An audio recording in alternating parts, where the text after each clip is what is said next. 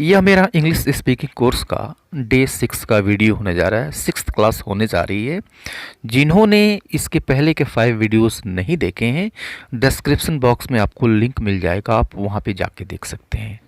और मैं ये कहना चाहूँगा कि बहुत ज़रूरी है कि आप इनको क्रम से देखें, first then second then third, क्योंकि ये प्रॉपर सीक्वेंस में है।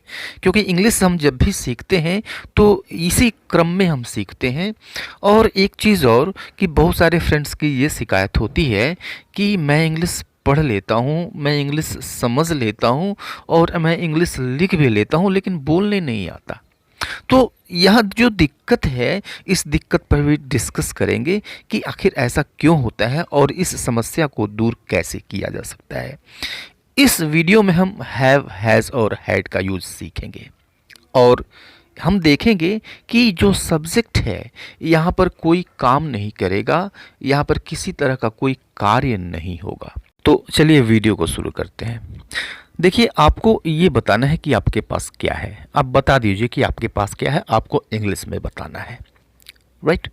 आपको ये बताना है कि आपको क्या तकलीफ़ है। आपको सिर में दर्द है, आपके पैर में दर्द है, आपको बुखार है, आपको क्या तकलीफ़ है, ये बताना है।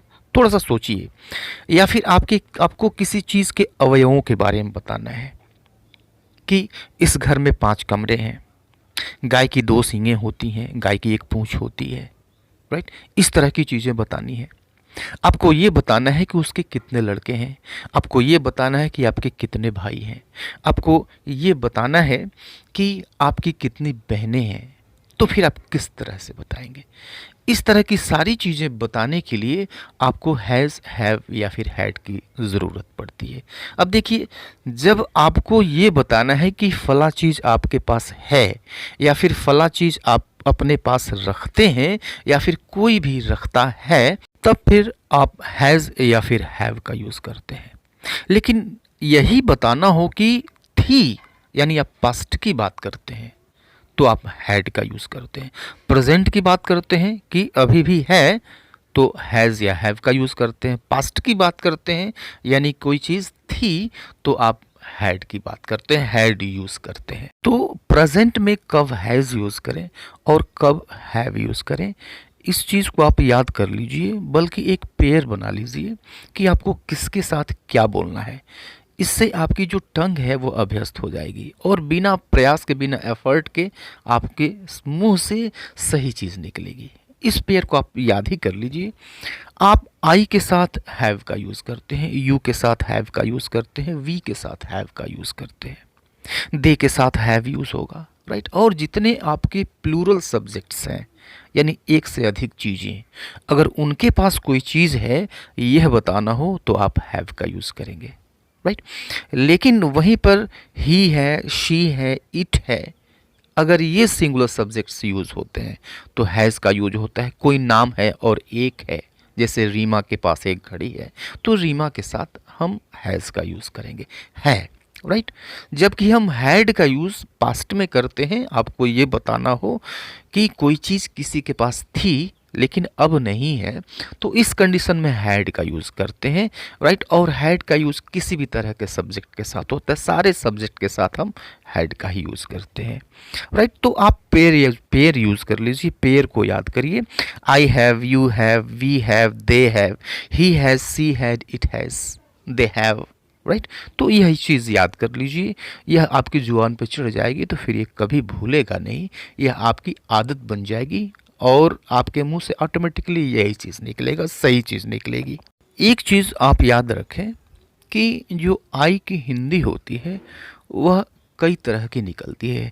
जैसे आई मीन्स मुझे या फिर मेरे, यहाँ पर निकलेगा। आप जानते हैं मैं भी होता है, यहाँ पर जो अर्थ निकलेगा आई का वह निकलेगा मुझे या फिर मेरे, राइट।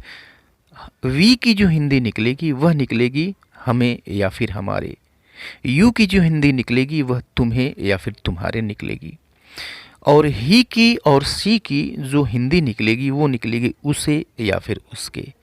और दे की जो हिंदी निकलेगी वह निकलेगी उन्हें या फिर उनके, राइट। जैसे यहाँ पर देखिए, हमें ये बताना हो कि मेरे पास एक कार है, तो मेरे की इंग्लिश आई, आई यह सब्जेक्ट है, यानी जो रखेगा, जिसके पास कोई चीज़ होगी वही सब्जेक्ट होगा। तो आई हैव, और क्या चीज़ उसके पास है, तो कार, यानी सब्जेक्ट और उसके बाद हैव, हैज़ या फिर हैड, और उसके बाद जो चीज़ वह रखता है या फिर जो उसके पास है। मेरे पास एक कार है, I have a car, right.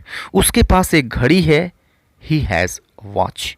मेरे पास अनुभव है, आई हैव एक्सपीरियंस, या फिर मुझे अनुभव है, आई हैव एक्सपीरियंस, राइट। तो हम कर क्या रहे हैं, सब्जेक्ट, वर्ब और उसके बाद से ऑब्जेक्ट या फिर कॉम्प्लीमेंट, राइट। तो पूरे इंग्लिश का फंडा यही है, पूरे इंग्लिश में सिर्फ यही स्ट्रक्चर चलता है, पूरा का पूरा इंग्लिश इसी से बनता है, सब्जेक्ट प्लस वर्ब और उसके बाद ऑब्जेक्ट या फिर कॉम्प्लीमेंट। तो आपको भी यही करना है, किसके पास है सबसे पहले रखिए, और उसके बाद हैव, हैज़ या फिर हैड, राइट।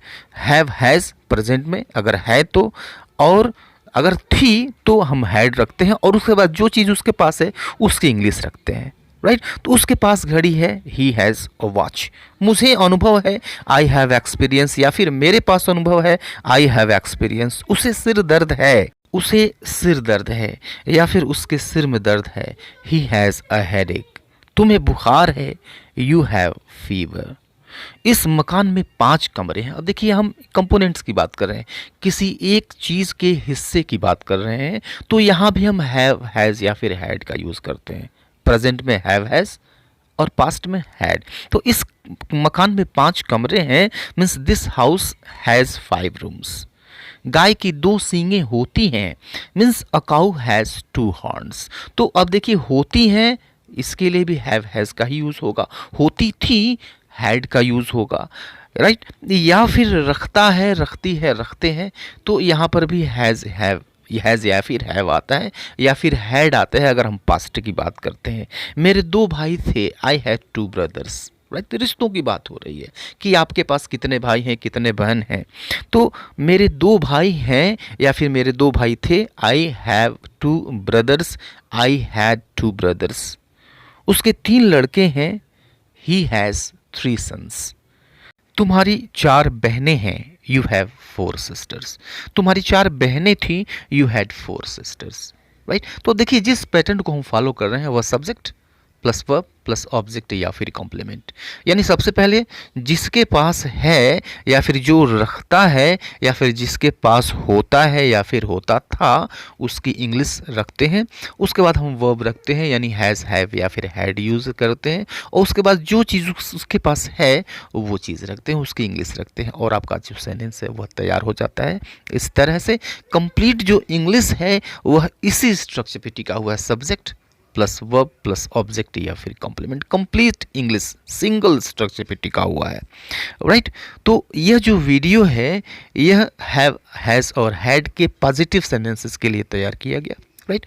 अब नेक्स्ट जो वीडियो आने वाला है उसमें हम देखेंगे ऐसे सेंटेंसेस को नेगेटिव में कैसे टर्न करें, नेगेटिव सेंटेंसेस को हम कैसे इंग्लिश में बोलते हैं, इंट्रोगेटिव सेंटेंसेस को इंग्लिश में हम कैसे बोलते हैं। तो आने वाले वीडियो को बिल्कुल न मिस करें।